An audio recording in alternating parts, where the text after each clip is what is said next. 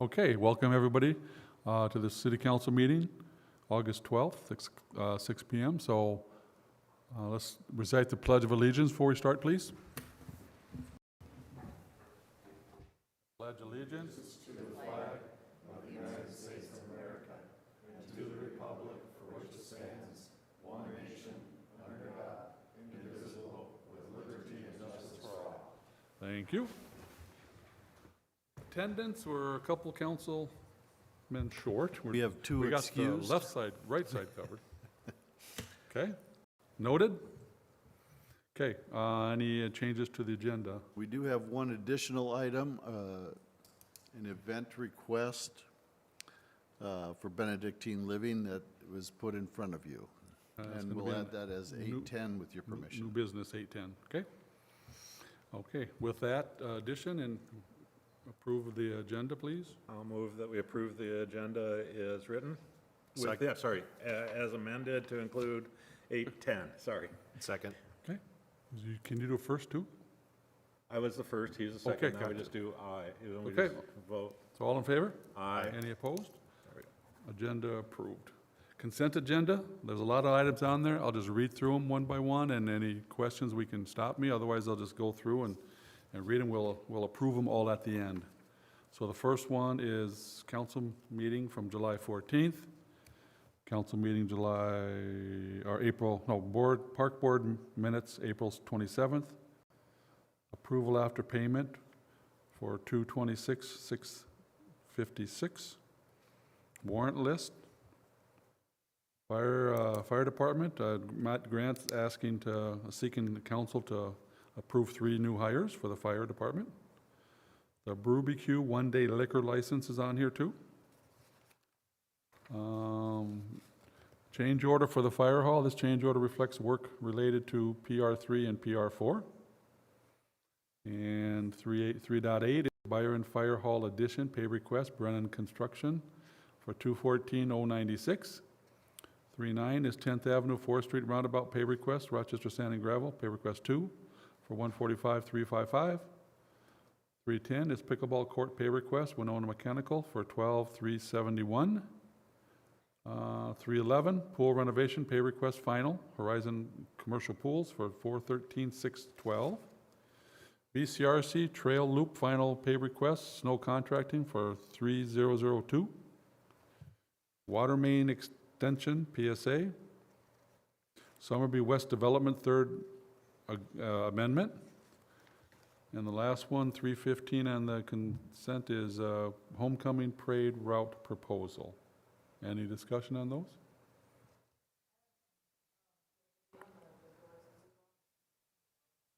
On the what? Oh, For BBQ.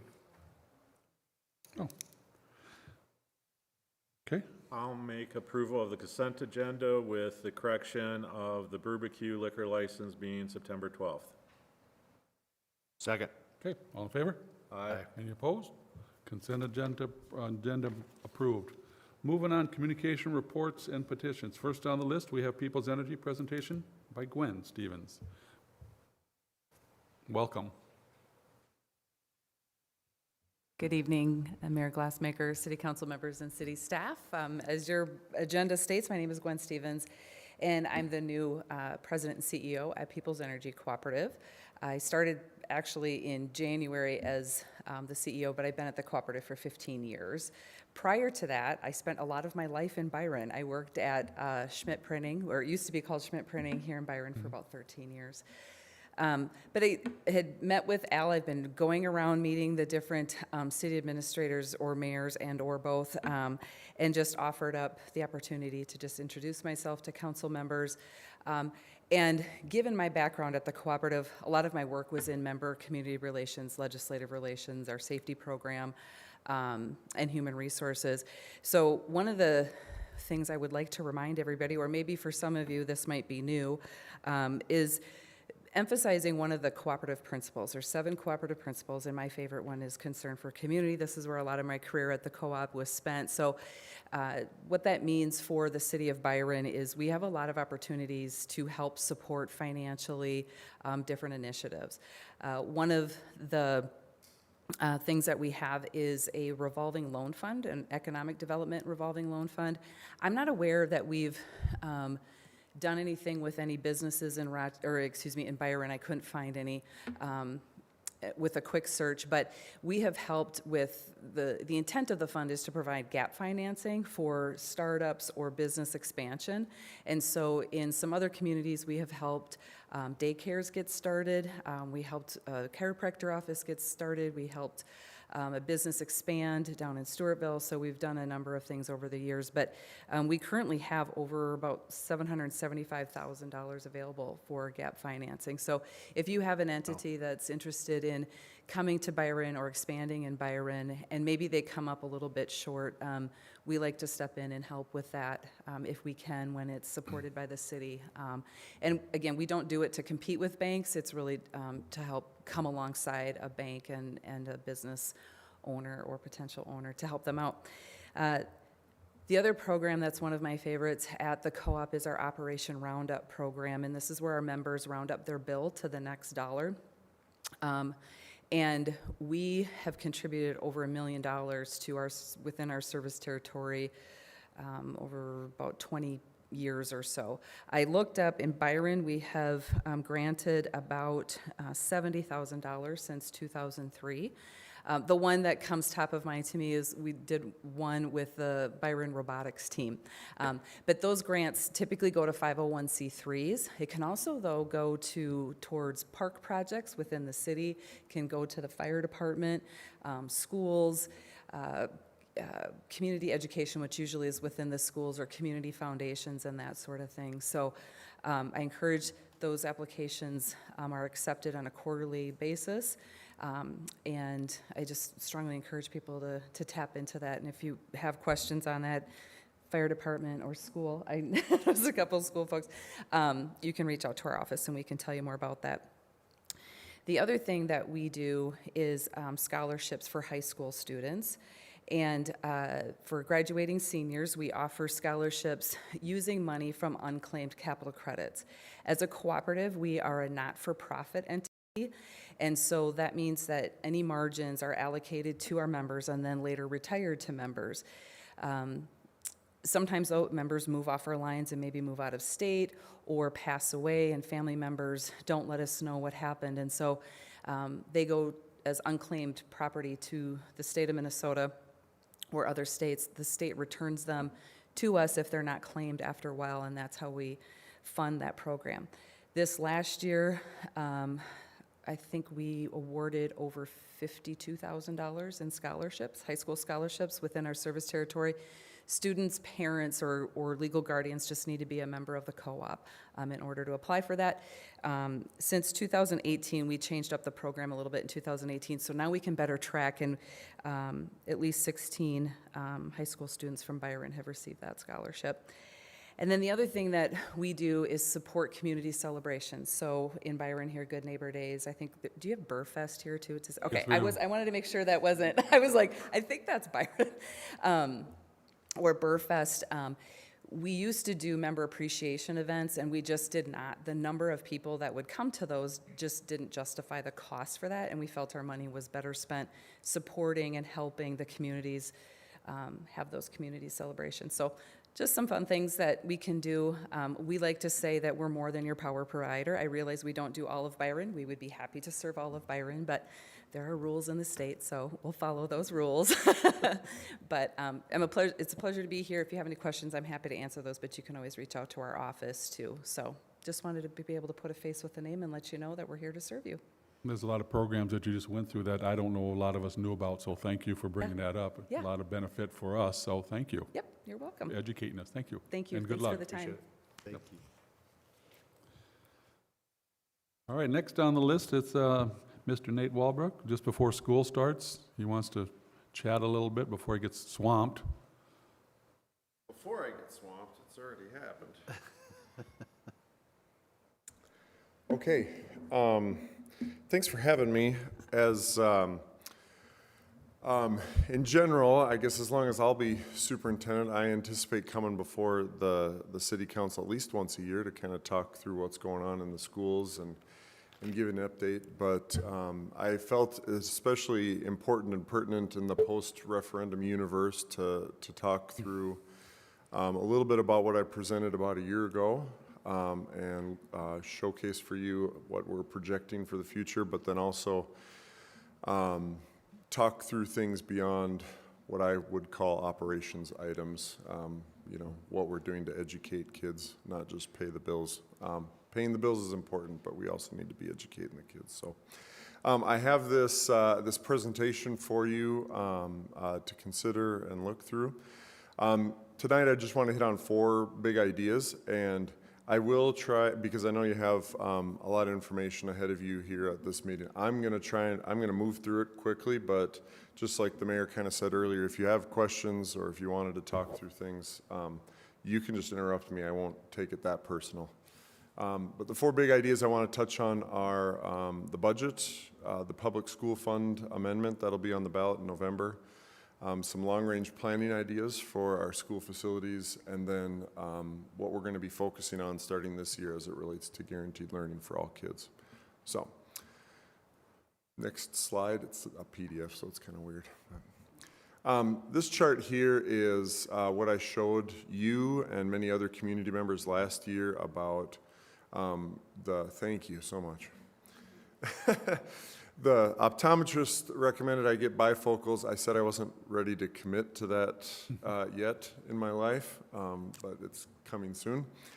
Anyway, I'm not necessarily going to rehash this because we talked through this, but I more just wanted to show you this is what I showed the community last year. And then if you go to the next page, I'm going to cycle through this one very quickly just so that we can get to the next one, which kind of shows both of them. But a couple things I want to highlight before we compare both of the charts is that the 25-26 column, which is still titled a budget column, that hasn't been audited nor reconciled yet. So there's still quite a few things that we use to close out the 25-26 year. We affectionately refer to it as fiscal year 26. Those closeouts have been completed, but as anybody in public service knows, it sometimes takes a while to get those final reports from the state and federal governments. And so we do have our audit scheduled for September, and it'll be after September when the audit's complete, probably anticipating at the earliest the October board meeting when the school board would be able to review the audit results. And then that 25-26 column turns into an actual column like what you're seeing for 23-24 and 24-25. So now, if you wouldn't mind moving down.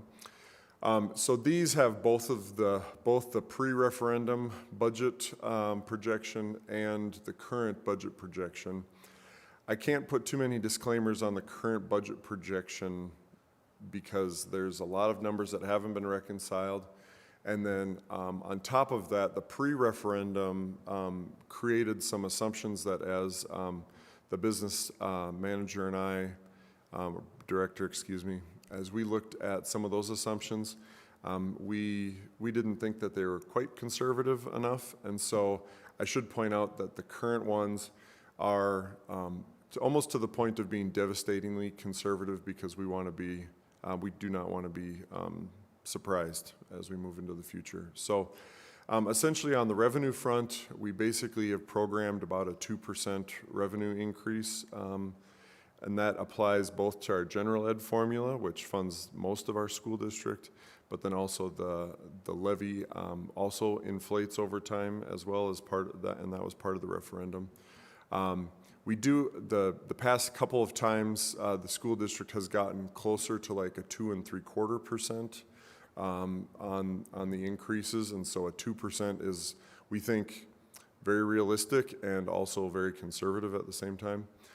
On the expenditure front, our biggest expense by far and away are the compensation that we provide our employees, and year over year, we plan like a 5% salary increase and a 20% health insurance increase.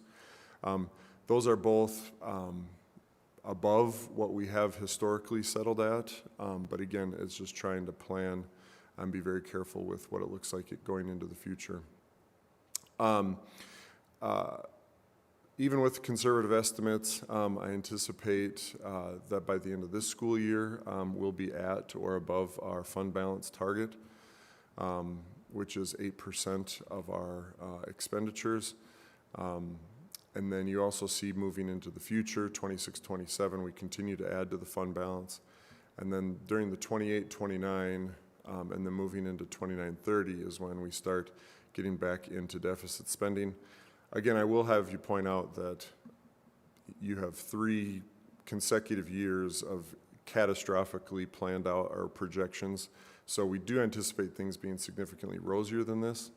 The other part that impacts our catastrophic projection is that we are anticipating a enrollment decline over the coming years. And so next year and some of this is just a guessing game, to be quite honest with you. But in an effort to try and be as conservative as we can be, for next school year, we're anticipating an enrollment decline of about 90 students, and then the year after that, 70. And then the farther out we go into the future, the less. So I think we have 50 and 50 for the 28, 29, and the 29, 30 school years. So I don't anticipate revenue dropping enrollment dropping near that much, but all of this is an attempt to try and really be very careful with our budget now that the school district has gone to a lot of work to course correct on that front. Anyway, because this has been an important issue for the school and the community for the past couple years, I wanted just to provide a pause to see if anybody had some questions or some ideas that they'd want to talk through before I move on to the other items. I'm good, heading in the right direction. Okay, perfect, thank you. Okay, next page, please. Among the millions of other things that will be on the ballot this November is an important constitutional amendment, at least for schools. When Minnesota gained its statehood in 1858, one of the parts of the Constitution outlined the public school fund, the permanent public school fund, in which land that was used and deemed for public service and use, that the interest and the dividends of those lands would be given to the public schools and the students of Minnesota in perpetuity. Because of the way that it's written in the Constitution, there's been a bipartisan council, and it has passed through the legislature, that they are suggesting changing the way that the funds are distributed out of the permanent school fund in order to better take advantage of this endowment. I have a couple facts on this slide. Right now, every school is getting about $68 per student out of the permanent school fund. In Byron's case, that ends up being around $150,000 a year. And over about the past 15 years, the fund has more than doubled. So in 2010, the fund was valued at $675 million, and in 2025, it was valued at just under $2.5 billion. This endowment fund continues to grow because of because more modern investing practices and leveraging. I don't know it all. I'm a social studies teacher. But the part that has not kept pace with more modern practices is how the funds are distributed. The only way, according to the Minnesota Constitution, that the schools receive funding from this fund is from the interest earned and dividends received. And the dividends are basically as third parties try and use the land, they sign lease agreements, or they pay some fee to go onto the land or whatever. And that is the only fund, despite the value of these lands and the fund increasing, those are the only monies that are allowed to be given to schools. The State Bureau of Investments has recommended a more modern approach, adopting approaches that are used by endowment funds all around the world. But in order to adopt that more modern approach, the Constitution needs to be amended because the Constitution says it can only be interest and dividends. So basically what would happen is if the amendment were to be adopted, Byron Public Schools would stand to gain about $65,000 year over year over year over year in perpetuity. The super unique thing about this particular fund is that if this amendment is passed, it doesn't adjust anybody's taxes. It doesn't endanger the principle of the fund in any way, shape, or form. The reason I'm trying to get out and talk to people about it is that when it appears on the ballot, if people leave it blank, that counts as a no vote. And so I'm just educating people about how it works and the benefit that it potentially provides to the school. I also recommend that Byron is one small corner of our great state, but that superintendents across the state, school boards across the state, and public school agencies across the state are getting the message out to try and educate people as to how this works, so that when they do see it on the ballot, it's going to be about the last thing on the ballot, and everybody's going to be sick and tired of checking and filling in the holes. I get that. But just making sure that when people get to that last and final question, that they know what they're actually voting for, because most people have probably never heard of the permanent school fund. So, anyway, any questions about that at all? Nope. There's a lot more information that I'll be sending out to the community, but I definitely wanted to take a chance to talk to you all about it. Okay, thank you. I feel like there's maybe a slide missing. Anyway, long-term facilities planning is kind of the next operations side on my agenda. For many years, there has not been a long-range maintenance plan for the school district. And believe it or not, there are some parts of our buildings that need some maintenance to them. For example, there are some sections of the middle school roof that are original to the building still. And so kudos to whoever installed that roof. They did a really great job because it's still holding strong. So the big thing I want to highlight is that we are going to be extra careful to obviously live within our means. And the idea on this is we're going to take this in small pieces so that we can start making headway on some of these items.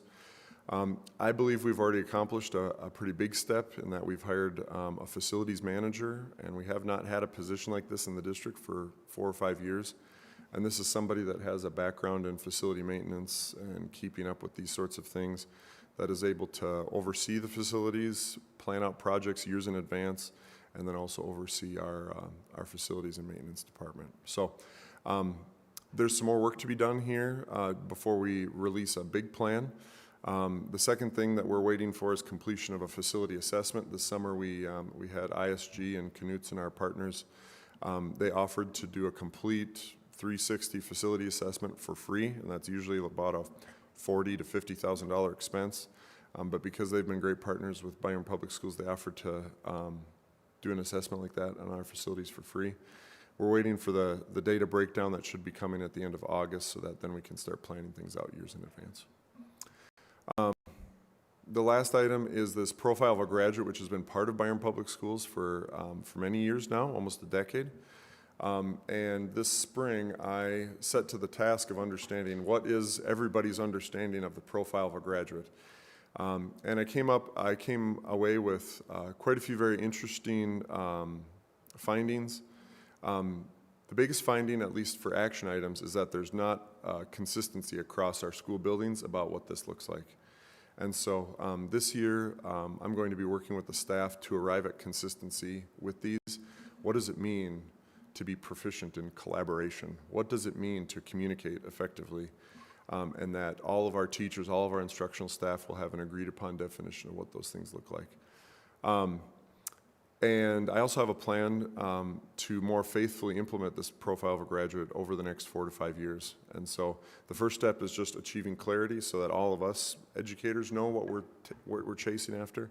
And then next year, we'll start to experiment with how do we assess if students are learning this and able to implement it so that we know if they're proficient or not. So with that being said, that concludes my stuff, but I'm happy to stand for any questions you might have, whether it's about any of these things or anything else you might want to ask about. No, we don't have everything. No questions from me. Thank you for the update and being transparent for us. Thank you. Perfect. Yep. Thank you. Thank Thanks, you. Nate. Okay, next on us is the Fire Department Relief Association audit, Mr. Wildy. Come on down. Hello and good evening, everyone. My once-a-year visit with you also to come and present. Scott Wildy, Secretary of the Byron Relief Association. I've been doing that for about 30 years now, so things are starting to wind down for me, but I get to come one more time. And then, of going to be handing the reins over to Mr. Kennedy back there, so he will be the new guy you will be working with after this year, so.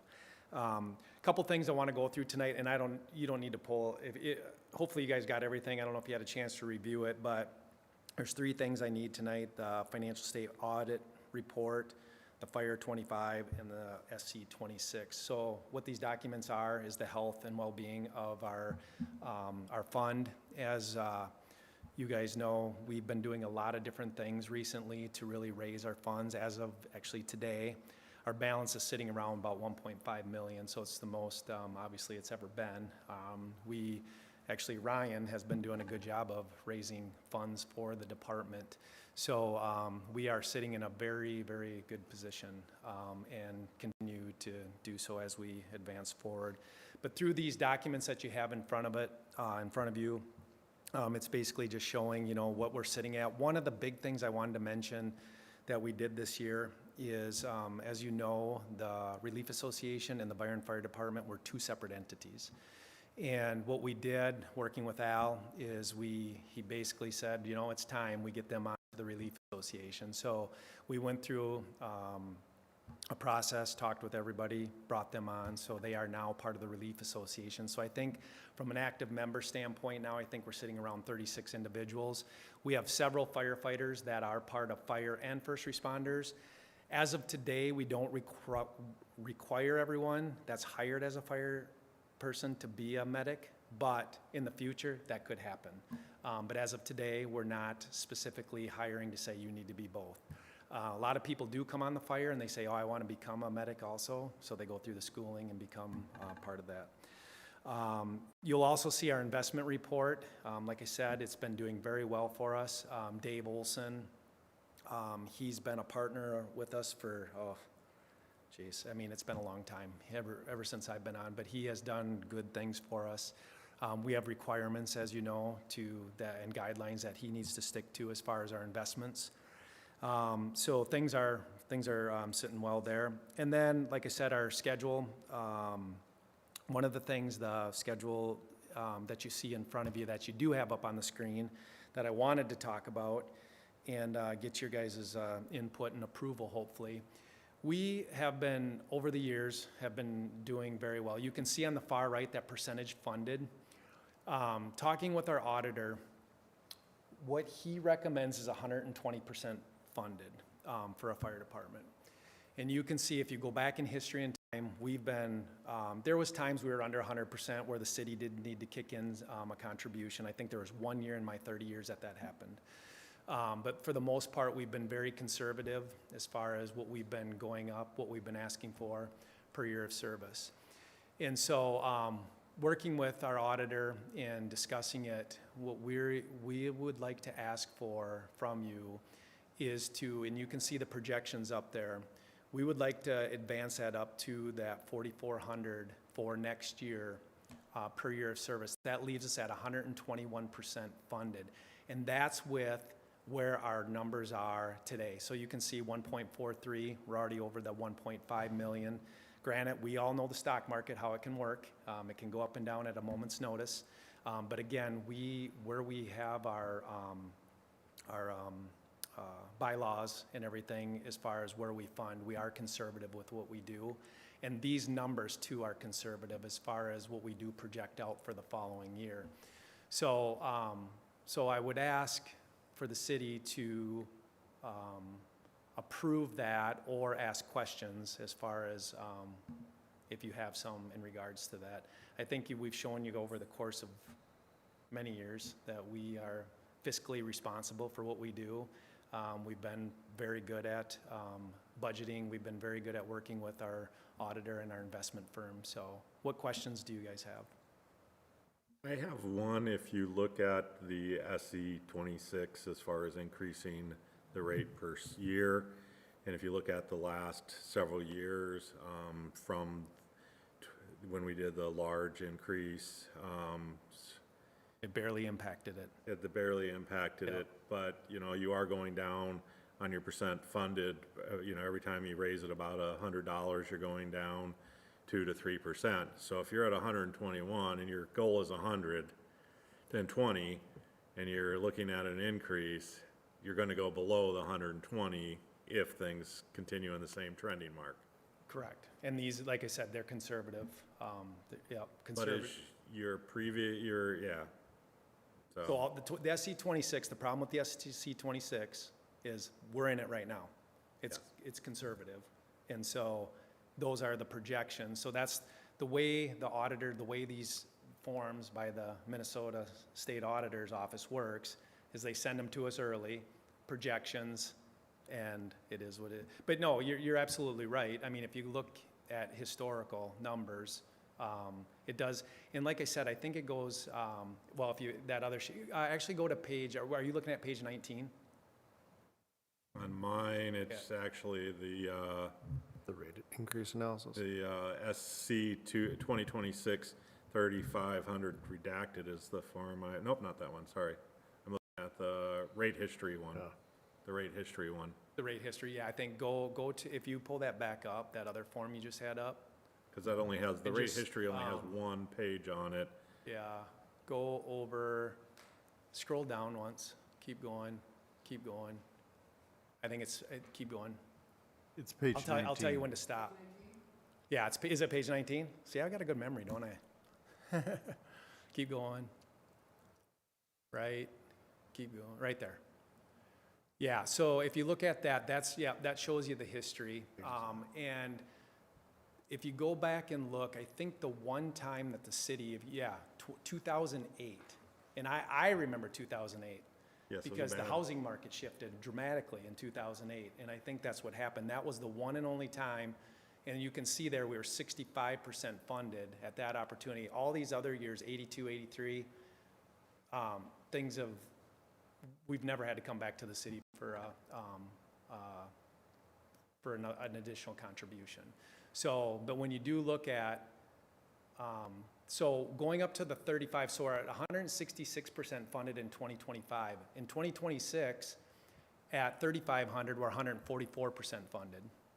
And so through the analysis on that other page, you can see, I mean, we're open to whatever, I mean, if you guys are concerned that we don't want to go down, even sitting at 80% funded, you're still not going to have a contribution from the city. So that would be a huge shift of It'd be another 2008. 60%, exactly. So, but what you're looking at is correct.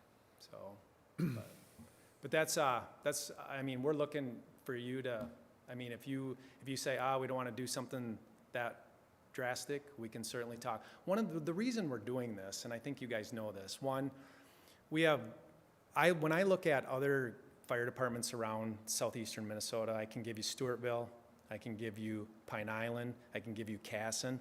They're all a little bit, well, actually some of them are quite a bit higher than we are. They're in the 6,000, 6,500 range. And what we're trying to do is retain, one of the new stipulations that we put in several years ago that you may recall is the 10-year commitment. So what happens now is we just lost someone 2 weeks ago. He had, I don't even know what, he's 6 years in. So that money just all comes back. And I know it's going to continue to happen because people just don't, I mean, we're bringing on a lot of young kids.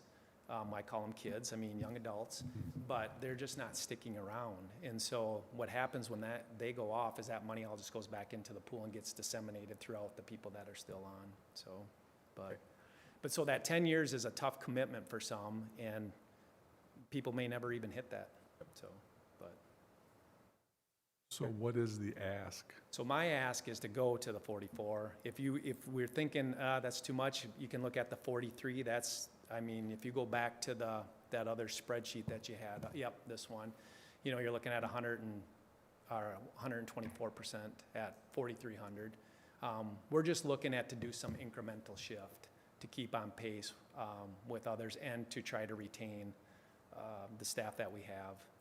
And we're one of the, I mean, we're fortunate where we do have people that, I mean, as Matt's coming tonight, he's hiring 3 more people. So when people do retire, people are coming and volunteering, which is great. So, Steve, what would you be comfortable with? Well, I mean, I'm not going to say that I'm all doom and gloom on the economy, but I do see a lot of, things happening potentially, it could go either way. So, I mean, I know that from 121 to wherever we have to start funding as a city is a long drop, but, Right. you know, you have a substantial reversal in the stock market like you did in 2008, and you could have that, and whatever's driving it, whether it's oil prices, another war, something else, those are all options. I do, though, agree that we have a issue of comparison to communities as far as how we're compensating. So, I mean, I think we have to be cognizant of that, too. I would actually feel more comfortable with the 4,300, but that's only, you know, my opinion. And So, and we would be perfectly fine with that. Again, it's one of those things where I would feel, and like I said, I had to do it once.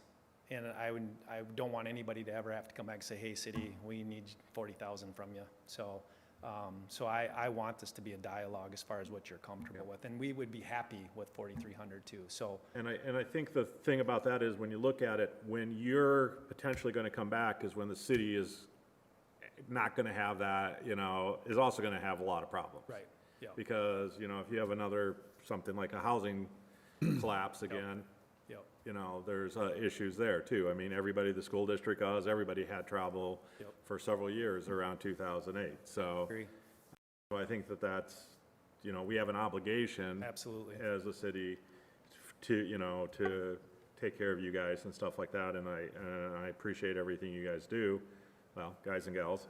But yeah, I think I'd feel a little more comfortable with the 43.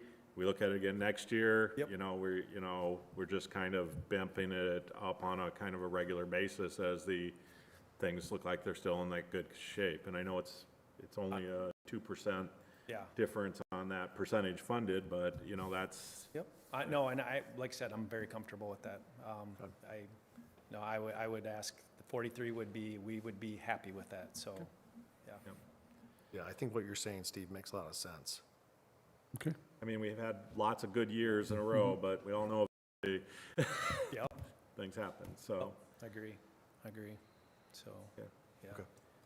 So So, really what I'm looking for is a motion Yes. on that. Yes. And then a motion, and then Al, I'll get you all the signature pages once we have everything, a motion for each one of those reports. So I don't know if you just want to lump it all together, the audit, the SC, and the Fire 25, or if you I- want to do a single line I item. recommend a motion for each Okay, item because they're very distinctly Yep. different. And Yep. I know there's 3 items on there, but I Yep. think that would be best. yep, agree, okay. so, yeah. All right. Got this? First one? I got this one. I will do a motion for approval of the Byron Firefighters Relief Association draft financials for 12/31/25. Second. Okay. All in favor? Aye. Any opposed? Okay. Okay, Commissioner, approved. I will recommend approval of SE 2026, 35, is that the right one? Yep, that's the 100 3500, redacted? yep, yep. Yes. I will second. Okay. All in favor? Aye. Any opposed? Approved. And I don't know how to do this one, but I'll recommend raising the rate to 4,300 for the Byron Fire Relief Association. Second. Okay. It's not actually a document on there, it's kind of a, Yep, no, is that good for you, Al? I'm comfortable with that. Okay. As long as we know what it is that we're approving, that's Yes. fine. Yep. First, second, all in favor? Aye. Any opposed? Approved again. thank you guys, appreciate you. it. Thank you for Nice all your job. hard work, Thank and you. enjoy retirement, I Yeah, guess. coming soon. Coming soon. All right. We have our incident report. Let me see where we're at. Good evening. Last month, we had 217 calls for service. Of those, 43% were proactive calls. Nothing came to my attention that I feel like is big enough to bring here to you guys tonight. Do you have any questions or concerns for me?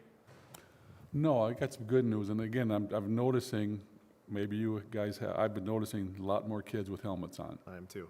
I mean, it's Yes. standing out. I mean, it's noticeable now. So- I'm not sure that they're driving any better, but Okay, they're at least wearing. well, if they- One step at a time. But that's something we can work on in the fall with the Yeah. school district and everything else. And I know you and Dan are working on that. Justin. I'm sorry, Justin are working on that. Yeah. Yeah. Yeah, so hopefully after that, that will be a big help as well. Although I am kind of, one concern that I have with that is the vast majority of the people they'll be meeting with at that gathering at the school, they'll pretty much be telling them, hey, you can't be riding the things that you rode to school today on, given that most of them are going to be a little too young for that in the first place. But we'll see how that goes, and I think that overall it'll be a big step to moving forward. Yeah, and it was brought up a little something, a token of something, and I would have loved to stop the kids with that. We don't have anything at this point, but I think that's a good idea on the road. I'd love to pull a kid over there, that stuff, nice job, you got your helmet, you look good, thank you very much for obeying the laws, but it hasn't gone that far yet, but hopefully we can get something on there. Absolutely. I think it would be great if we brought back the Dairy Queen collaboration that we had in the past. We haven't had that for years, but that seemed to help as far as getting kids with bicycles with their helmets, so. That'd be great. Yeah, they got the $1 one there, but of course it helps Dairy Queen because $1 is gonna bring in a few more, and they're gonna be happy as heck. I got $1 to go get something at Dairy Queen, so it's a win-win for everybody, so. Right. Maybe we can do that. Okay, anything else? Just thank you guys for stopping out for Night to Unite out at BCRC too. I thought it was a pretty successful event, so. Absolutely. You guys did a Appreciate great it. job putting that on. It was a good turnout. Yeah, I was surprised at how many people actually showed up and Might have to get you guys like a tent next year. Yeah. See, that's one thing that, and not to take up too much time, it would be great to have a tent, and it's good to have the presence there like that, but it's similar to what we run into with First Responder Night or Hometown Hero Night during Good Neighbor Days. It's that if we're locked down to a tent, we can't go anywhere else. Oh, okay. And especially with the Night to Unite, oftentimes we're going to 2, 3, 4 different events in the evening throughout the county, so we don't necessarily have the staffing at that time to be able to commit all of us Sure. to one spot and then spread the rest of them out to everybody else. Yep. So, I mean, maybe that's something, if we were able to plan ahead, we could try that, but I don't know that being locked down to a tent would be good, because then that limits us to not be able to go and see other Makes people sense. and see other events. So out of that whole group, the other Night to Unite, how many people actually called you, put it on the list? You know, like the ones, like you said, before, when you didn't do this, you'd go to addresses. But Yes. How many people put that as the address? I'm just wondering. Within the city of Byron, there were none that were registered other than the one that the city put on. But throughout the county, there, rough guess, I want to say probably 30 or 40. I know we always have quite a few in Stewartville. We always have a fair amount over on the east side of the county. But typically when we divvy it up, we've got 8 or 9 pairs of deputies and supervisors that get spread up, and everybody has between 3 and 5 parties to attend, depending on what area they're in. So there's a good amount that we make it to. I guess I just think we undershot them on this one. We didn't acknowledge it enough there at the concert there. You know, what's this all about and stuff. You know, you were there walking around, thank you very much, but I think we need to make a bigger splash next year. as far Okay. as for this corresponds to. Yes, why, yeah, what's it all about and stuff, and Yeah. so, just, we'll remember that next year, just to help it out. Well, we'll have Absolutely. somebody to do that'll have more time potentially to do planning and stuff, Wonder who that could Potentially. be. Potentially. So, Good, Awesome. thank you. Thank you. Yep. thank you. Okay, 4.5, how about the water master plan presentation? I mean, Bill? Thank you, or Mayor. Al, or Tom's Tom's skipped gone. out on it. Yeah. All right, thank you, Mayor. So we're going to run through this. Okay. Al was trying to put me on a time limit, so we'll see how I do here. So I would like to note as Kelly advances to the, on the agenda here. So Dan and Stephen, as our Public Works Committee, we did review this before, went through a little more in depth some items. So we are our goal here is to really give an overview. So on the scope item here, so the City Council actually authorized this way back in the beginning of 2025. So it's It's been a little longer. We drew out a little bit as we were watching what our neighbors to the east, what Rochester Public Utilities and Rochester was doing. So we added some of that to our slides as well. And then on the the second bullet here, the updated city's water distribution model. That's a big part of this that you're not going to see much tonight. You know, the water distribution model is something that we work with when we have new industries, developments. That was just continue to work on that model. So what we're doing there is we're looking for things like, do we have deficiencies in water quality, fire protection, et cetera. We really don't have any issues here. Our system's in good shape. So before I went through the scope here and I didn't want to gloss over that. I really wanted to start off with our water distribution system, what we have. We've done a really good job within the city of Byron over the years. So I don't mean to undersell that as we move on. So, all right, so yep, keep on going. There we go, perfect. All right, so what's really driving this? So, the city is steadily growing. So we've always been very, systematic, try to plan out what we're going to do. So really we start with our population growth, and you're seeing our 20-year planning period. We're really looking at a doubling of Byron's population. So from 6,700 to around 15,000 people. So that's really our driver. We don't have other things. We don't have industries. We don't have data centers. It's consistent, steady growth, in our residential development, along with the supporting commercial that comes with that. So what we're really laying out here is our 20-year plan, which we have about $5.5 million in improvements that we'll be highlighting here as we go. And then lastly, again, big picture highlight is we have our water availability charges, or water access charge, which we call our WAC charges. So one of the things that we always work with, our finance team here at the city with Al on is, are we going to be able to pay for these improvements? So as we sit today, our existing water, our WAC charges would cover about 87% of these expenses. That is a number that we're more than comfortable with. That's a number when we're that close. It's like, yeah, we'll be able to handle this through slight changes, inflation increases, et cetera. So really what we're saying is we're in a really good position here financially as well. Okay, next slide. And by the way, Stephen and Dan, feel free. We talked a lot more in depth, so if there's other things you want to me to point out, or we obviously can do that. So as I mentioned earlier, our population numbers.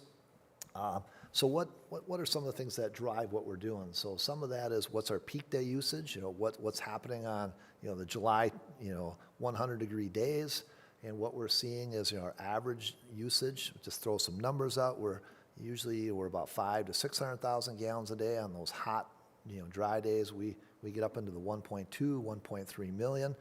The city has done a lot over the years to try to lower our peaks. We've gone to increasing block rates, so meaning the more water you use, the more you're charged. We've also gone to odd, even watering days, which I think goes back to 2018. So we've been very proactive in our conservation, things that we're doing to encourage, wise water consumption.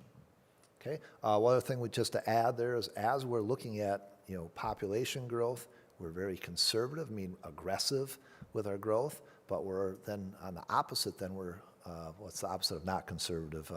As far as on our fiscal projections, the number of new housing starts to help pay through WAC charges. So at the same time, if you look through the report, we're conservative in both ways. Conservative in our new housing starts as far as the financial side, but maybe more aggressive as far as making sure we're going to meet our demands. Okay, next slide. Okay, so what does that mean? We're cutting right to the chase. So what that means is we'll be looking at another well in the next 5 to 10 years. So a little background, we have 2 wells now, and our capacity is if the largest well's out of service. So I mentioned we're about 1.1, 1.2 million gallons a day. We can deliver about 1.7 million. So again, we're doing pretty well on that. Sorry, pardon the pun. So doing well. Sorry, but we are, yes.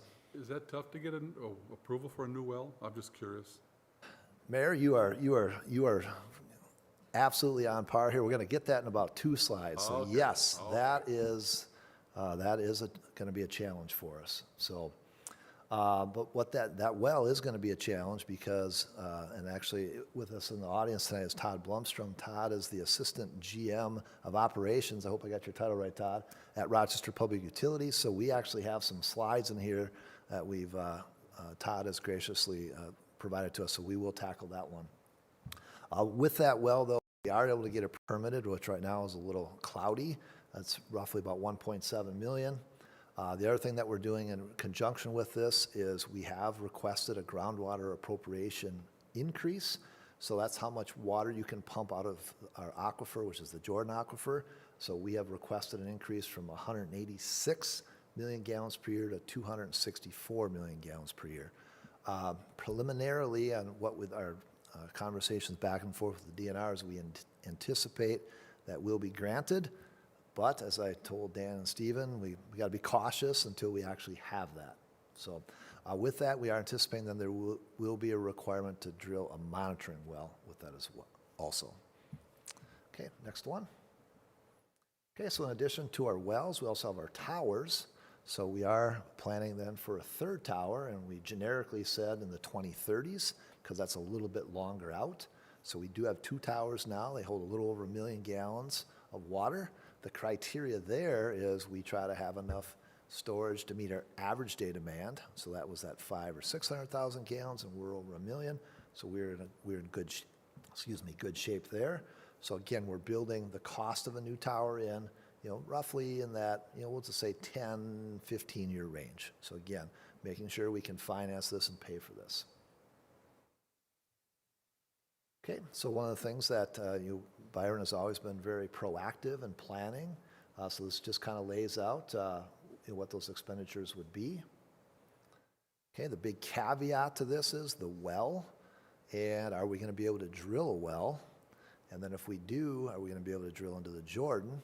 And right now that it appears that will be maybe a challenge for us. So we'll be addressing that as we proceed in the future. I got a few slides here we'll touch on there. So, okay, next slide.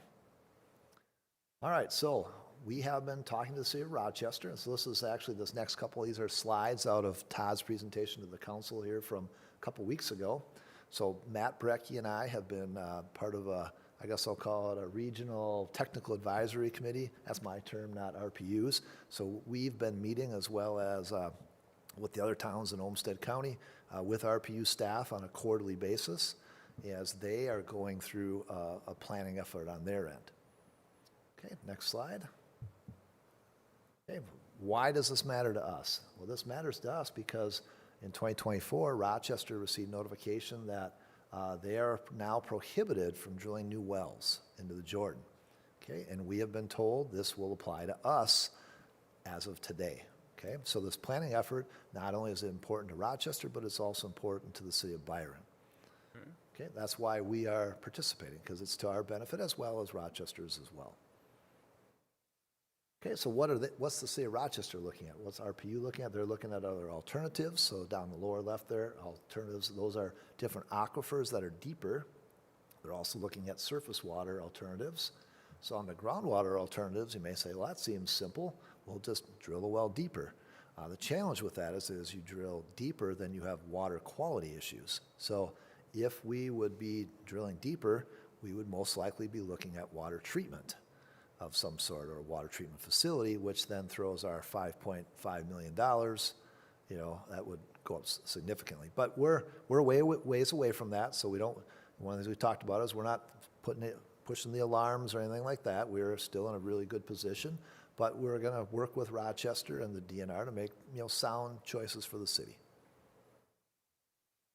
Okay.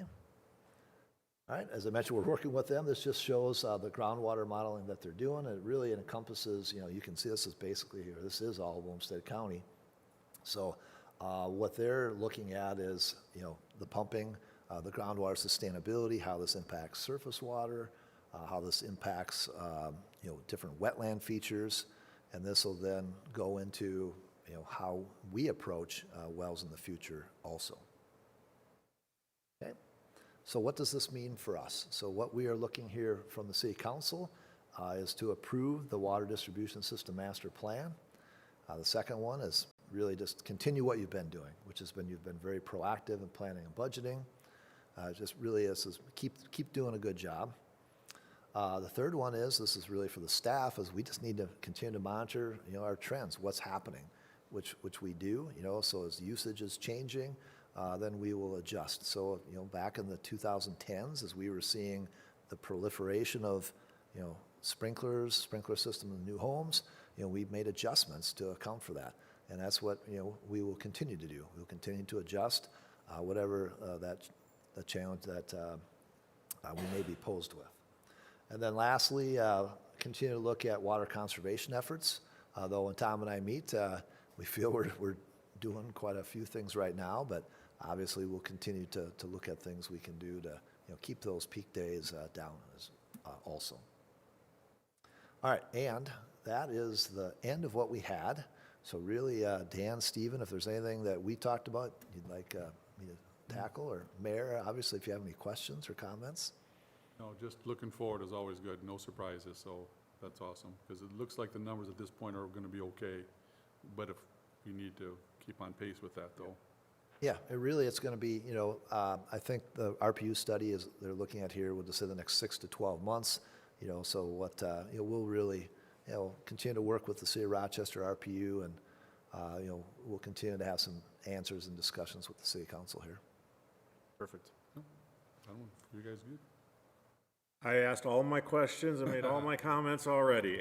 But yes, I think it's a good, I mean, I don't have any issues with the presentation or the master plan. And I just think that there's a lot of unknowns, just like there isn't a lot of things nowadays, but with water, and I mean, Minnesota has been lucky to have good groundwater available, or even surface water has been reasonably good for most areas too. I mean, with treatment, so we're a lot better off than a lot of parts of the country or the world that way, and I just think it's a new challenge that we're all gonna have to deal with, and that, of course, challenge is gonna come with costs, one way or the other, so.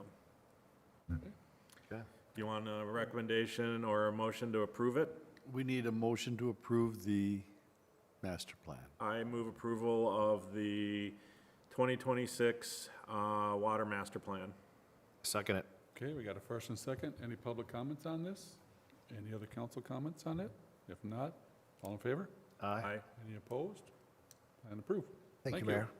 Thanks, Bill. Thanks, Bill. Senator Carl Nelson recognition. There's 2 pages. Do you want to read them? I can read the second, you read the first, or? No, I put this here so the council's aware of it. I wanted to publicly acknowledge Senator Nelson for the work that she has done for her entire district, but specifically for Byron. It's been significant, and so this is just put here to publicly thank her for the work she's done. The League of Cities has also recognized her work through the Legislator of Distinction, for 2026. And that's the only purpose for Yeah, but this. she's always been good. She's always came here, presented, keep us up to speed, so I appreciate that, so good luck for her. Okay, all right. Thank you. The Byron Community Newsletter, I'd like to go on, that's a lot of good stuff on that thing. It was a busy month. It was. I gotta bring that up. Well, Good Neighbors Day obviously was a tremendous success. Summerby, first time we had a car show in a while. I think that was pretty good. I guess they had some more cars, I think, than anticipated. That worked real well. Going down the line there, the summer concert series was going good. We had a last one, which everything has been great that way. And then we just talked about the deputy here, the strength of the E-Ride safety. The On-Go was, the Byron Rec On-Go was, I've heard a lot of great things, so thank you for doing that. So a lot of great stuff for the last month or 2 months, so really good. Pickleball is going strong. I think sometime in the next week or 2 or 3, they're gonna do our grand opening, so that's to come down the road. They added the volleyball, sand volleyball there at the park, so a lot of nice stuff. You know, you drive by that, you see people, it's just like when we put the addition on the basket, I mean, when we did the basketball court, people just started showing up, and now it's like, I've driven, every time I drive by, I'm amazed at, not every time there's people in there, but there's a lot more people in there than there used to be. So I think it's good, the park's getting used. Citizens should be proud. Brian's doing a dang good job. Yeah. Trying to keep up with everything, so. What was the attendance like at the pickleball tournament Good Neighbor Day? Because I was busy at BCRC, so I didn't get out to anything other than BCRC.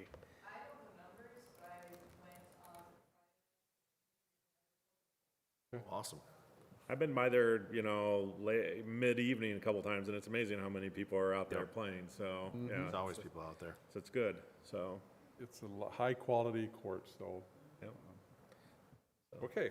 Yeah. No public hearings. We're into the resolutions now. 6.1, Resolution 2026-21, accepting donations, fire department. I think it was a nice $1,500 donation, was there? Yes. That's awesome. So I move approval of resolution 2026-21, accepting donation for the fire department of $1,500. Second. Okay, we got a first and second. Any public comments on that? Any other council comments? If not, all in favor? Aye. Any opposed? Donation accepted. Nice, that's awesome to see. Unfinished business, Nothing. new business. First one is a farmer's market request. We received a letter via email from some farmers market vendors, which we've attached. And really it comes down to, they asked the city for support, and they've asked if they can move back to the park and ride. At this point, staff has denied that request. We have not allowed anybody, quite honestly, to go back to the park and ride. During the week, it gets very busy. It is not, It's getting more and more busy too. Right. More people are going, taking. it's not as busy on the weekends, we understand that, but when we open up that door, it's hard to know who to let in and who not to let in. And the same day that we received this request, we had another request for the park and ride for a food truck. And, I mean, we've had coffee trucks and food trucks, and the requests keep coming in. And I remind everybody that we've moved the Christmas tree sales away from park and ride. The metal recycling is no longer being held out there. We've found better locations, safer locations. And so with the farmer's market, we acknowledge that it's been slower, partly because of construction. We only have a couple weeks left of that. And I think that should help that issue as well. We continue to support the farmer's market in the ways that we can. We don't have a big budget for it. We have offered to buy some signs to help with signage. The banners, there was an issue with banners. The challenge that we've had this year is with the road construction and the detour signs and the banners that are out there for the summer concert series and what have you. We're kind of signed out. We have so many signs out there that they're becoming a challenge. Now that has changed, and we're getting to the point where we don't have as many banners out, and I think we can do some more there for this end of summer and fall season. And I almost expected somebody to be here. I did acknowledge their request, and I'm bringing it to you. I don't know if, as council, you see it different. It ultimately is your choice, but from a staff perspective, we wanted to share with you why we haven't allowed people out at the park and ride. Yeah. The last point that I want to make is they did outgrow park and ride last year. They got up to a point where there was too many vendors to allow for parking and vendors, and so we had cars in places that maybe weren't the best. So, With that said, just what you did, I think they need to stay out to BCRC. That's what it's for out there. They got plenty of parking, everything out there. I understand it's out, not as visible as a parking ride, but like I said, they keep growing. They're going to ask this request in a year or two down the road, so. I think that there is some challenges this year because of construction at the intersection of 10th and 4th. I think it's a new location, so there's, there might be a little bit of relocation stuff. But, you look at even, the Rochester Farmers Market, it went from a very open parking lot right in downtown, and it's now out at the fairgrounds, which is not, a lot of people would say is not as user-friendly. I don't know what their first year were compared to today, but I know lots of people that go to it in Rochester, and I mean, they seem to be growing, so I think it's just, you know, I think they're better off where they are. It's a better spot. We're putting amenities into it to support a lot of other things, including them with the electrical upgrade and stuff on the east side of the parking lot. Yep. I think it'll be a much better location for them. Yes, they're still gonna have some conflicts, like when we have Good Neighbors Day, you can't really have both of them there at the same time, but there's so many other things going on Good Neighbors Day, I'm not sure they would have that much for the farmer's market anyway. A couple of them trickled into the actual vendor part of that anyway, so Yeah. a couple of them did that. Yeah, so I think that I think they should stay where they're at. I agree with you. They outgrew that other location, and there's a lot of more people starting to use the commuter lot, and that's what it's there for. That's what its original purpose was, and it went down over COVID, and now it's popping back up, so yeah. I'd be okay regional, if we found someplace else for the food truck though. But I also love our local businesses, and I go to those for my other stuff, but food trucks are always nice to try, so. Yeah, I agree with both of you. I think we're putting a lot of money into BCRC. We're moving a lot of other things there, so I think that's the right location. I get that it might not be as easy to get to, and we might need to just look at our signage for BCRC. I mean, even for like softball events, eventually, we're gonna be putting on tournaments or something. We can look into that. And then I don't see a ton of marketing either for the farmer's market. So if we can help them out there too, And let's try to do that. We would love to help them with that, and I know Erica has reached out multiple times, so we would like to be supportive in that way. There are things that we can do with them. I don't think we're doing it for them, but if they'll partner with us, I think there's things that we can help them with. I do want to publicly acknowledge the fact that, one or two people have really taken this on and created this, and I am very grateful for it. I think it's a fantastic thing that they're doing. So I don't want anything to suggest that we, don't recognize the work that goes into it. It is a good thing, and we want to see it continue. Absolutely. But I agree. I agree, because it's another opportunity for people that normally wouldn't get together and talk and socialize and over, fresh stuff. And I mean, I guess, we could ask Greta to do a thing in one of the upcoming newsletters. Probably going to be at the end of their season for that, so maybe we put something that we remind people in the spring, that, hey, this is where it is. I mean, I am still amazed at how you talk to people even that have been here for a while, and you say it's at the BCRC, and they don't seem to know where that is, and I don't know how to get past that. Of course, there's still people that call parks by the color of the playground equipment, and I'm just like, okay, whatever. But, maybe I learned correct names for most things. And do we put like links to, like our community, what's going on in the community on the weekend, the community calendar? Yeah, it's on the community calendar on the website. Okay. Yeah. I recently updated the links to take off 2025. When you search farmer's market on our website, it would bring you a 2025 one. Okay. A lot. Yeah. So we deleted those that way. Good. I really want them to succeed. I think what we're doing, keeping them out there, I think is going to help them in the long term. I understand the short term, but I think if they keep growing, they're going to need that spot again, and we'll promote it as best we can. Yeah. And I like the idea of the BCRC, because again, we don't have signage as a BCRC this way, whatever. Maybe that's too much signage on the boulevards, but Well, we could put something at the roundabout on 4th and 10th when, Sure. I mean, when, in another year or so after the construction, I mean, we could look at doing a partnership with somebody. I mean, the problem is right-of-way. It's like, where do you put it and have adequate right-of-way that you're not causing visual impairment for Yeah, of course. pedestrians or people driving? So maybe we'll have to talk to one of the property owners, commercial property owners or something, and see if we can rake out something to allow for an easement for a sign or something, and advertise all the businesses down, County Road 4, both the for-profit ones. We also have some nonprofits on there, kind of like it's that way, Yeah. okay. So there is a misnomer out there, and I know that you folks know this, but we're not allowed to put banners out on Highway 14 right-of-way. No, I it's mean, not that- ours.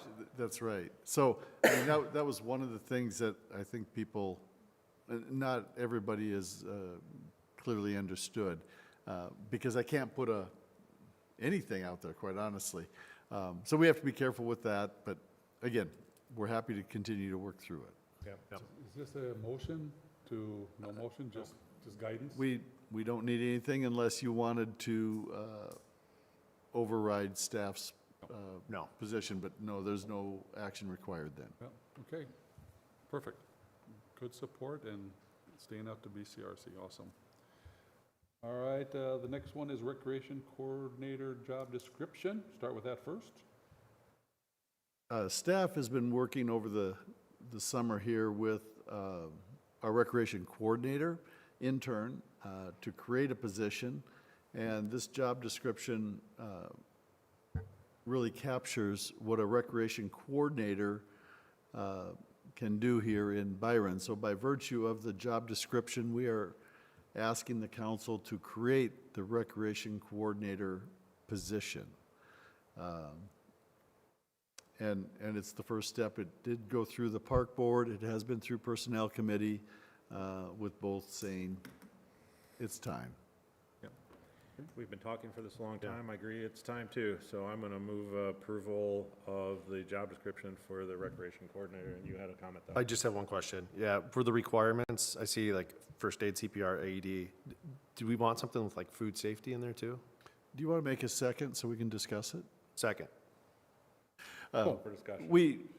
I think that there are other things that can go in there. I won't be able to capture them all. Okay. If we want to be very specific about it, we can. And we agreed that we're going to review this annually, actually, to begin with, because there are things that we're going to find. I just know that it was really helpful during the hot dog event. It was, She was kind of doing, so.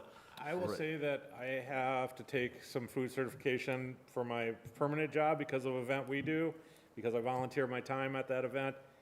You know, you could make everything that you imagine on this. I think you have to have minimum qualifications.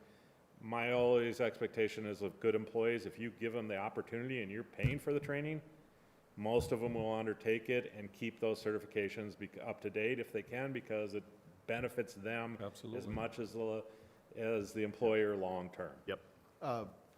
and I agree with you. The one place where your comment may have merit, and we want to look at it a year from now, as we roll out the concession stand at BCRC. Yep. If this position takes that under their wing, then it becomes more and more relevant. But we'll know more what that looks like or what to call it, if you will. Yeah, and there you might actually want to go past the food handler, you'll go to potentially the next level. Sure. Yeah, so, I mean, I agree with you, it's there's benefits to it, but I don't think you want to put this is the minimums you want, just like we could also put WSI for water safety instructor as a requirement in there too, but, you know, that's, you know, pretty specific too, so. Right. Understood. Yeah. Okay, cool. So we got a first and second. Any public comments on this? Any other council comments? All in favor? Aye. Aye. Any opposed? Motion approved to create the recreation corner position. Okay, now this, excuse me, 8.3, recreation coordinator new hire, based on what we just talked about. Well, we're required to post this internally. We have followed the requirements for filling this position in anticipation of your approval based on the recommendations from both Personnel and Park Board. And we have an outstanding candidate. We did receive one application, and Erica has met the requirements and is recommended for hire. I move approval of the hiring Erica, and I'm sorry, Erica. I'm going to massacre that, so I'm just going to skip it as the recreational coordinator. In 3 or 4 years, I'll probably get it. That's a big name. That's awesome. Second, Okay, we got happy a to have you first- on board. Okay, we got a first and second. Any public comments on this? Any other council comments on that? All in favor? Aye. Any opposed? Welcome, Erica, whatever. What is it anyway? A what? Alpha Linux Dove Kalinick. Clinic. Okay. We'll work on it, Yeah, okay? yeah, we'll work on it. Erica D. Erica D for now. I mean, we got, we have to use initials or 1 and 2 for some other, for Kelly, so, And Dan's. Well, wait, I guess we have to And use Dan's. initials because it's the same yes. So we have to use 1 and 2. And you've done a great job so far, so thank you what you've been doing. Thank you. All right, 8.4 recreation policy. I'm going to turn this over to Erica to discuss that.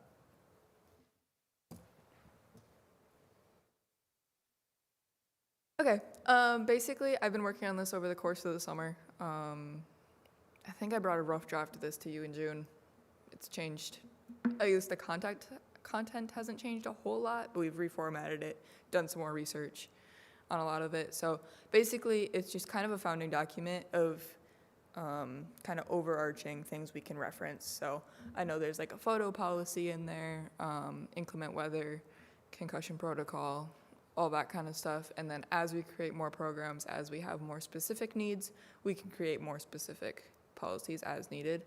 But this seemed like a pretty comprehensive starting point. I don't know if that's the best way to explain this, but so yeah, all sorts of stuff in there. Like I said, we did a lot of research into like state laws. I know there's a lot of state laws around concussions and sports, with especially with youth, and all that. So I don't know if you guys have any questions about any of it. No, it sounds like you did the research.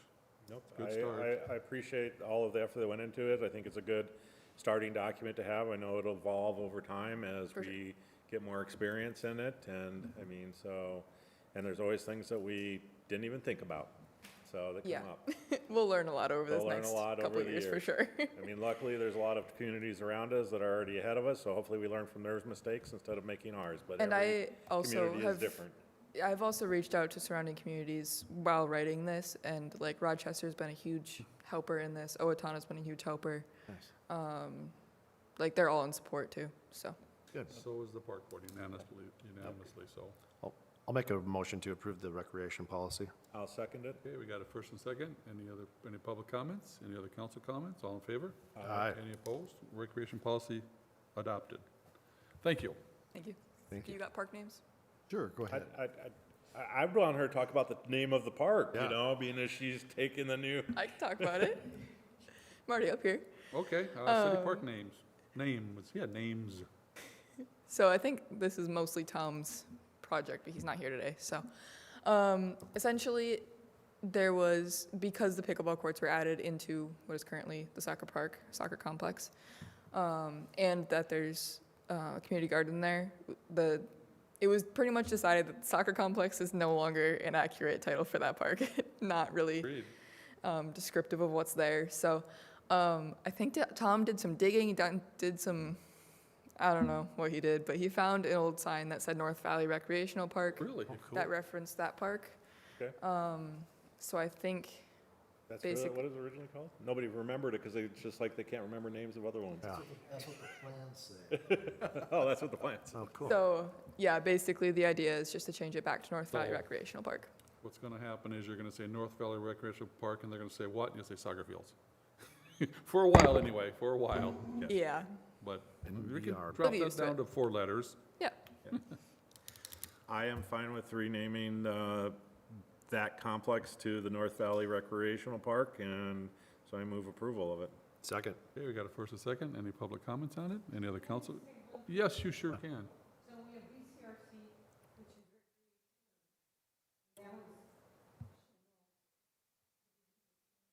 Valley Recreation Park. Want to make it a complex, you mean? No, well, if we made it the same, wouldn't this be North Valley Recreational Complex? The recreational and recreation. Oh, I'm fine with recreation too. I'm too. I'm fine. North Valley Recreation Park instead of recreational? Yeah. That matches with the BCRC, right? Al?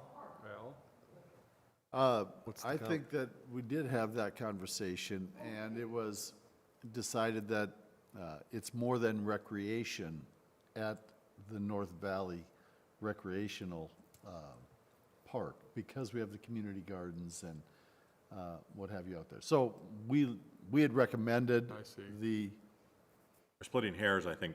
Yes, we are. Okay, I'm fine with either one. Let's go with North Valley Recreational Park because somebody else thought about it more than I did. There you go. I'll second. Okay, we got a first and second. The other further. Any comment, public comments, any other ones, Greta? You, Will there be signage then at the outside of that park, like at the entrance to it?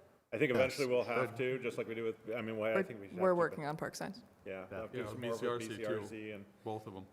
That school project should do something Yeah, we like could that. do They got that. The problem is, you start putting signage up, you really want it to meet specific requirements and be as you can't make vandal-proof, as vandal-resistant as possible. Okay. We are also going to have windscreens on the pickleball courts that say that, the park name. Oh, nice. So that'll help too.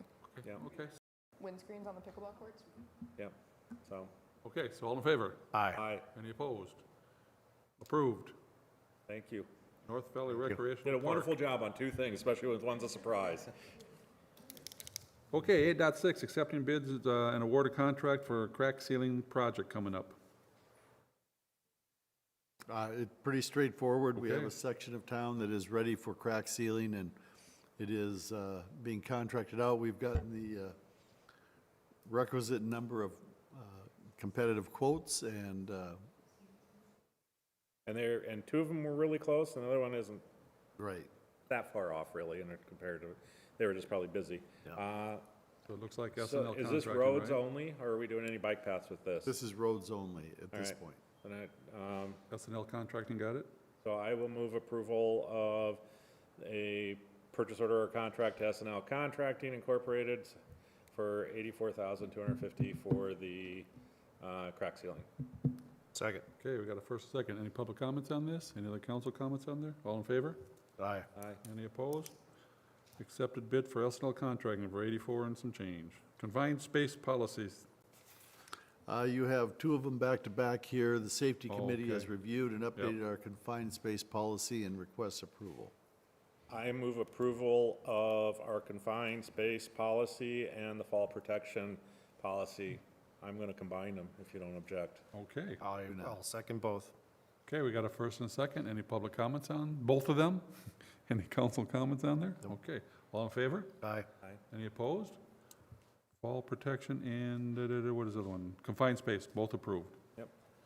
Link, okay, Go go ahead. ahead. No, go ahead with it. You I'm got just it. going to keep rolling. You know where we're going with it. I'm going to move approval of the delinquent utilities. Second. Okay, all in favor? Aye. Any opposed? Okay, delinquent utilities. I want to get on to the exciting part. Was there, Yeah. there was an add-on to the agenda, right? Oh, yeah, we have the 810. 810, it's at Madonna. They had their car show there, and it's getting bigger. And they just want to close in front of it a little bit. I think it would, they're growing, so I think it's a good idea. It's a good public event, even though it's done by Madonna. And it was really, really well received, but they're just running out of space, so they're hoping to, if we can just help them out a little bit. Okay. And it is for 3 hours. It's a short time frame. We have, Marie and I had the conversation. In front of Madonna in the street there. Marie and I had the conversation. The roundabout, for all practical purposes, is supposed to be done before that. If something happened and the roundabout is not completed and we still have the detour in place, we're not comfortable closing the street, and she agrees. Yeah. So, That was my concern, was the roundabout. I mean, otherwise, yeah, you've got another path, but a lot of people have problems finding the other paths right now, I think, so, yeah. So I move, you want an approval on this one? Yes, we want approval of the request from Madonna Towers to close, what street is that officially? Byron Main Street, or Main Court? Main Court. Main Court, for their car show for 3 hours. Second. Okay? One exception there, it's Byron's, not Towers. That would direct them to Rochester, so, this would be Benedictine Living. yeah, that, okay. Benedictine, Yeah, okay. sorry. No, no, no. Yep. We have a first, second. Any public comments on there? Okay. September 10. Another thing to put in the newsletter. Okay. Yep. Any public comments on this? Any other council comments? All in favor? Aye. Any Aye. opposed? Approved. They'll appreciate that, so that's good. All right, we're at the public comment section of this. Any public comments? Any public comments? One more time for public comments. Public comments, we'll move on to 9.1. His last name, Ole. He's not present, so, We all got the email. yep. We can discuss it as much as you would like. I do want to reassure you that staff is in concurrence with their concerns. There's been several items over the course of the last 9 months that have made it not as straightforward as what we would like. However, And my concern is when we get, I'm not gonna try to discourage people from reaching out to council, but I think the thing is, as council members, we have to remember that if you respond, you cannot respond all. Correct, open And meeting law. because then you've got a violation of the open meeting law. And personally, as council, I believe that staff is in the best position to deal with these issues like this. And it just takes time and people don't have any patience. I don't know if staff reached out to them and said, yes, we got your complaint. It's just, and explain the process to them or what. But, you know, as everybody says, the wheels of justice move slowly and most of the time. unfortunately, his specific concern has to do with a rooster. We were assured that the rooster was gone, and I know that we had help in confirming the rooster was not present.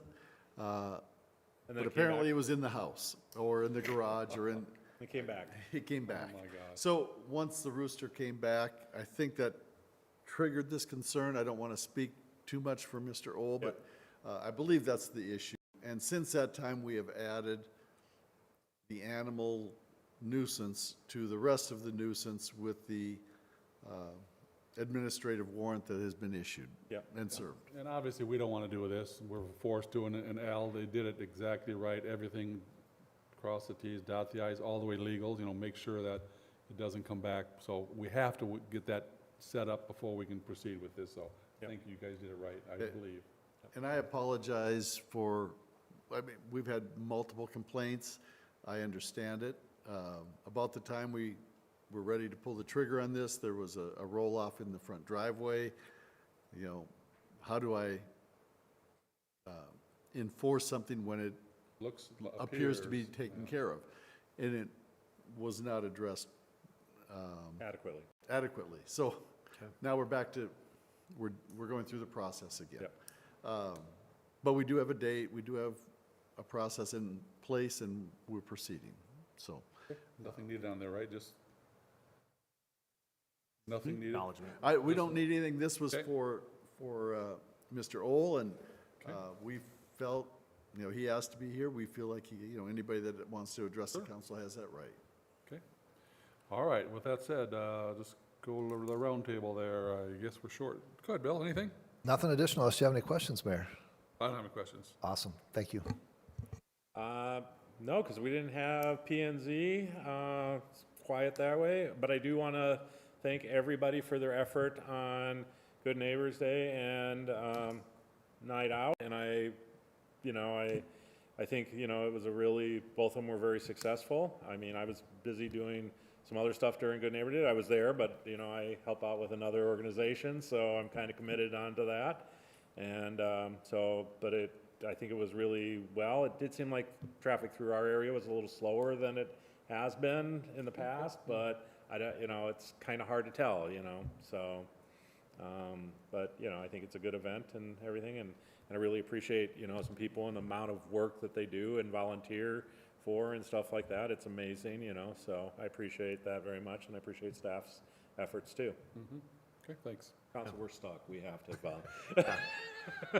No, I second you, like, I thank everybody for their time and effort put into those. I thought the summer concert series went great all summer long, so thank you for that. I was unable to make Byron Good Neighbor Days, I was out of the country. or excuse. But it sounds like it was awesome, as it always is. No committees to report either, no. No. Okay, Nurture across the way, they brought the kids over. That was awesome. Always, anytime the kids come in here, just ask questions, and it's just awesome to there. So we appreciate educating them on this. And then they went to the water tower, didn't they? think they went to Water Tower. So they actually got a good little tour there, so that's pretty cool. Good Neighbors Day, same thing, Steve. Thank you guys, thank the council, thank everyone for a Good Neighbors Day. It's a lot of work leading up to that, but it was great success. I love seeing the kids so darn happy. They're smiling, they're enjoying the water. That just makes us feel good as Byron. Leading Byron is because that's what it's all about. And in the parade, same thing, up and down the street, kids are laughing, they're grinning, they're having fun. So again, great 4 or 5 days, and kudos to everybody for helping out on there. Other than that, we just had a personnel meeting. I don't know why, but we had a personnel meeting. That was to discuss what we just discussed. Okay, Al, I have nothing additional. Kelly, number 2?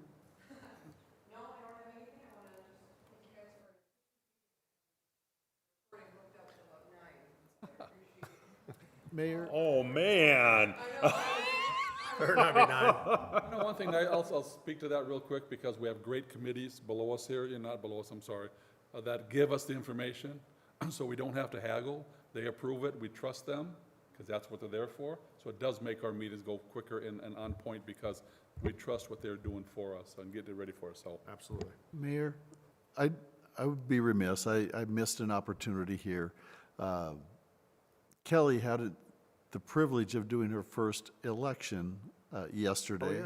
That's right, I saw her at it. I did too. She was, and her staff, we have amazing election judges, an amazing head judge, but it all comes together because of people like Kelly that organize it, and thank you, Kelly. Yes, thank you, Kelly. Do you know what the total number of votes was? Because it was like 1,600, 1,700 when I went through, but I was not quite the end. I was like 750. Do you know what the precinct total was? If you know it off the top of your head. Well, it was, there's 2 machines, so, you know. We had 679 ballots Okay. cast. Oh, really? Because, so the number on the machines is not the total that went through that day? I think that's quite the exact way it works, I don't. Okay, so it might be a running total. So that's, I looked at those because I figured they reset them every, That's on the total they're given and the traction there, so, yeah. yep. 679, we got it right on the first count, and we were done back here by 10:50. Good practice for November, huh? Very good Yeah. practice for November, I feel ready, I have plans. Okay, thank you. Good. Greta, anything? No, it's been a busy month. It has been, and now it's quiet for a little while, so that's awesome. Lisa, anything, Lisa, for? Just the group Q coming up September 12th. Yep. So we've got 2 guys from Atari. They were the band that got rained out in June, and then they got rained out after an hour. So they're an 80s band, so they'll be there. And then Midnight Hounds, that was at Ruby Q last year, will also be there. Nice. And is Ryan Utterback? He's coming, right? Ryan Utterback. Guys. So we've got, I think, 3 music people. Got some food trucks and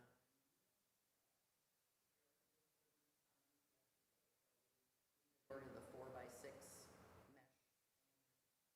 We'd have to think about with Tom Ricky where traffic would be, you know.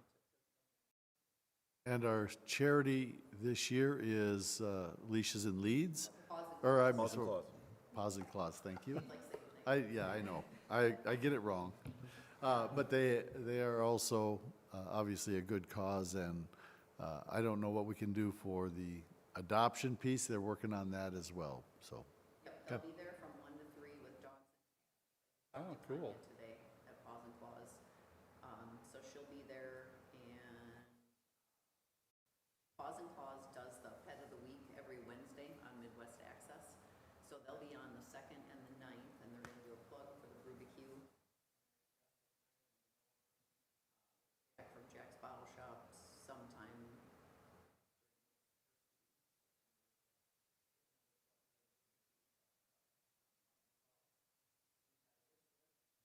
Paws and Claws, so we need to have some kind of a collection bin at an event on Facebook.